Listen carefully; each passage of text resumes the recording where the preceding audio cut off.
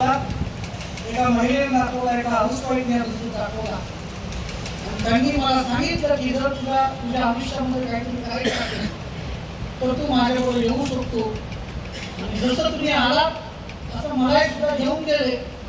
आम्ही हा बिझनेस बघितला गुजरातमध्ये वापीला जाऊन, पुढे गुजरातमध्ये वापीला जाऊन बिझनेस बघितला. 2,500-3,000 लोक होती. म्युझिक चालू, लोक स्टेजवर येतात, डान्स करतात, मला काहीच कळत नाही.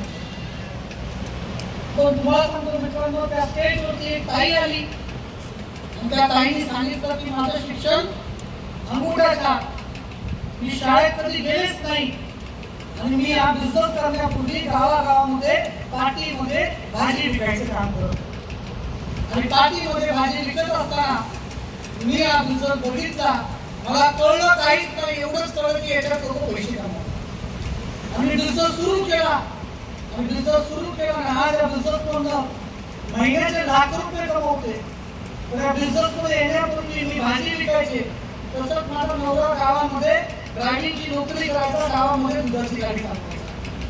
म्हणजे मला तिला ऐकल्यानंतर मी विचार केला, मी मुंबईसारख्या शहरामध्ये राहतो, माझं शिक्षण 9वी झालंय.